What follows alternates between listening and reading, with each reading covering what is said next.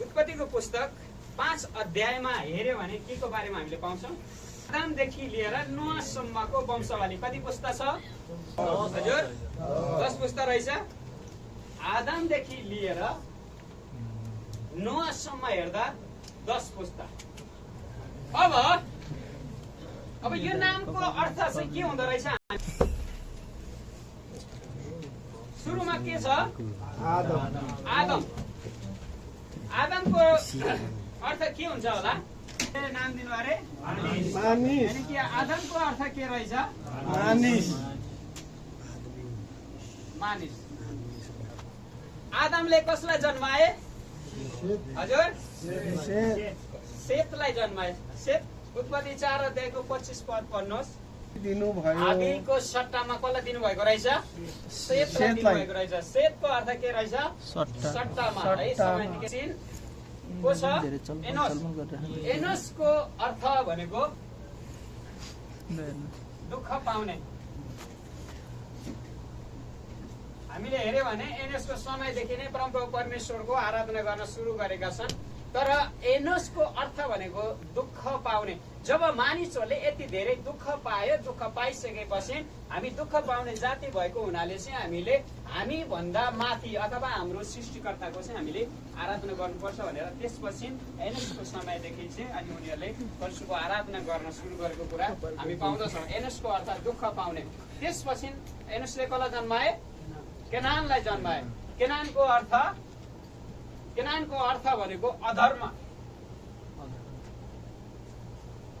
अधर्म। अनि यो केनानको बारेमा हामीले हेर्यो भने चाहिँ ऊ चाहिँ कस्तो व्यक्ति त भन्दा अस्थायी रूपमा एउटा प्रख्यात हुने व्यक्ति भनेर भनेको छ। अस्थायी रूपमा थाहै होइन तर अस्थायी क्षणिक। यानी कि क्षणिक भनेको के हो? यो अधर्म हो। थाहै भनेको सत्यता हो। अस्थायी भनेको अधर्म हो। केही समय देखा पनि अनि हराउने। यानी कि ढाँटेर छलेर ठगेर कसरी हुन्छ अलिकति माथि जाने अनि ध्याप्प हराउने। त्यो चाहिँ अधर्म। तर जो दिगो सधैँभरि रहिरहन्छ त्यो चाहिँ के हो? सत्यता हो। अनि हाम्रो परमेश्वर कस्तो हुनुहुन्छ? हिजो आज अनि भोलि सधैँ एक समान रहनुहुने परमेश्वर हुनुहुन्छ। उहाँ को हुनुहुन्छ? सत्य हुनुहुन्छ हो। केनान अधर्म। त्यसपछि महालेल। यो महालेलको यहाँ 2वटा अक्षरद्वारा यो महालेल बनेको छ हो। 2वटा अक्षरद्वारा। एउटा चाहिँ महालेल भन्ने एउटा छ हो भने अर्को चाहिँ हिब्रू भाषा यो लको ठाउँमा चाहिँ एल छ। महालेल प्लस एल इक्वल टु महालेल बनेको छ। र महालेलको अर्थ भनेको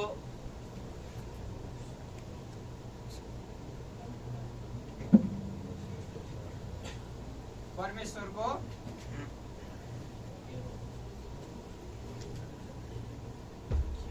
स्तुति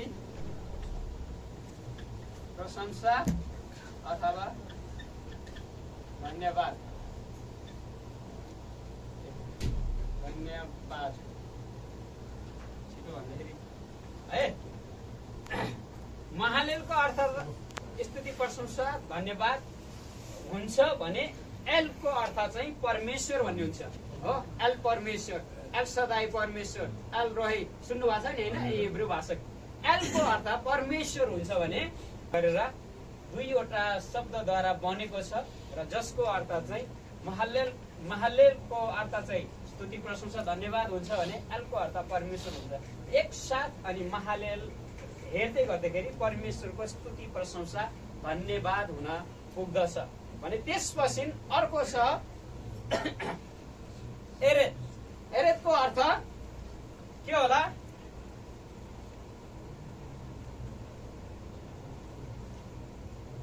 के रहेछ? हजुर हजुर तल झर्नु।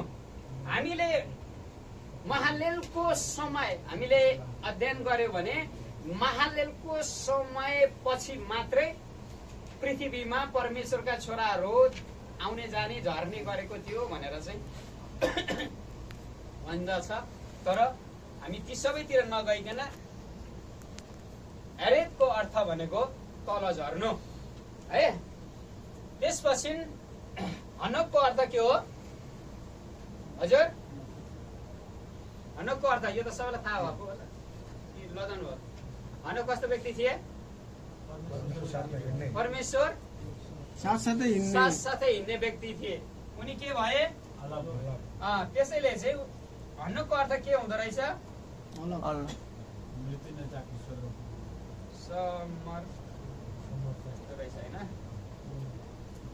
समर्पण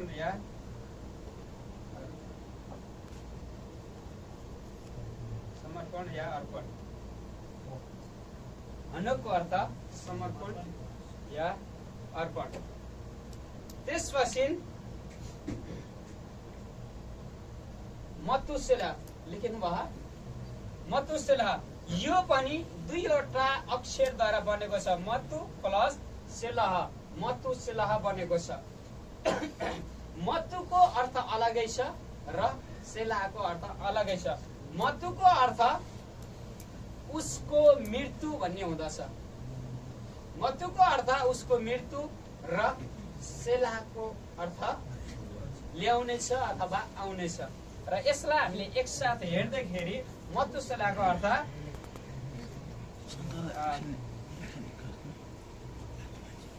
उसको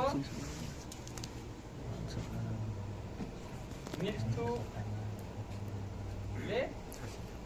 अब आउनेछ अथवा मृत्युले आउनेछ,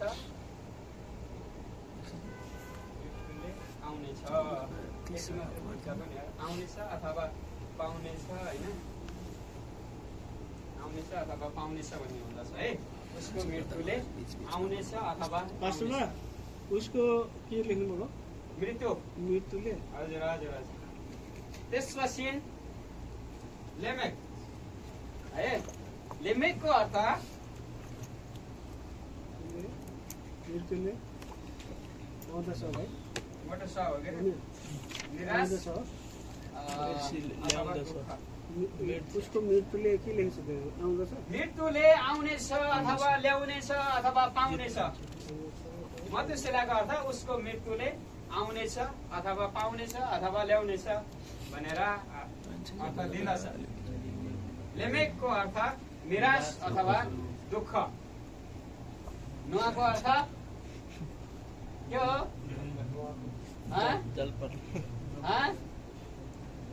अघि त्यही पढेको थियो त होइन र? 29 पद पढ्नु र?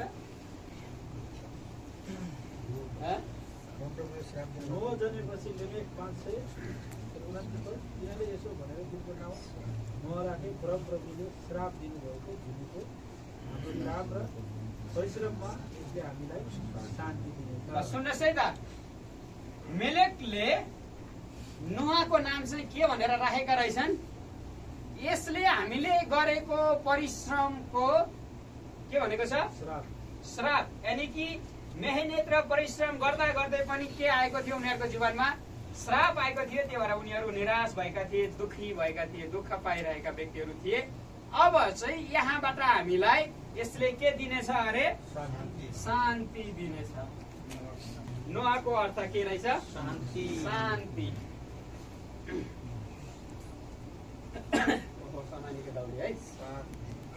आदमको अर्थ मानिस, सेतको अर्थ सट्टामा अथवा बदलामा, हिनेसको अर्थ दुःख पाउने, केनानको अर्थ अधर्म, महालेलको अर्थ परमेश्वरको स्तुति प्रशंसा धन्यवाद, हेरेदको अर्थ तल झर्नु, हनोक समर्पण अथवा अर्पण, मतुसेला उसको मृत्युले ल्याउनेछ, मेलेकको अर्थ निराश अथवा दुःख, नोहको अर्थ शान्ति हो।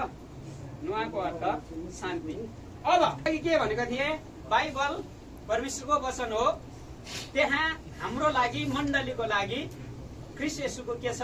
लक्ष्यगत सत्यता छ। अनि अब हामीले अहिले हेर्दै गर्दाखेरि आदमदेखि नोहसम्मको 10 वटा नाम हामीले हेर्यौं। 10 वटा नाम हेर्दै गर्दाखेरि अनि जुन हिब्रू नाम जसको अर्थ चाहिँ के हुँदो रहेछ भनेर हामीले हेर्यौँ हो हजुर के हुँदो रहेछ छिटो भनिहाल्नु मानिस सट्टोमा दुःख पाउने अधर्म परमेश्वरको स्तुति प्रशंसा धन्यवाद धर्नु झर्नु मृत्युपछि आउनेछ निराश दुःख उसको अनि मृत्युले आउने शान्ति निराशा दुःख शान्ति त्यो शान्तिमा चाहिँ शान्ति दिने लेख्नुहोस् है शान्ति दिने उहाँको अर्थ शान्ति दिने यहाँ चाहिँ शान्ति मात्रै मैले लेखेको छु अब यसलाई हामीले हेर्दाखेरि के हुँदो रहेछ त यो नामको अर्थ त हामीले हेर्यौं अब यसलाई हामीले हेर्दै गर्दाखेरि यहाँ हाम्रो लागि मण्डलीको लागि परमप्रभु परमेश्वरले राखिदिनु भएको उहाँको लक्ष्यगत सत्यता के छ त हामी त्यो चाहिँ हामी हेर्नेछौँ है त के हुँदो रहेछ त्यो नामको अर्थ भनेर चाहिँ हामी हेर्नेछौँ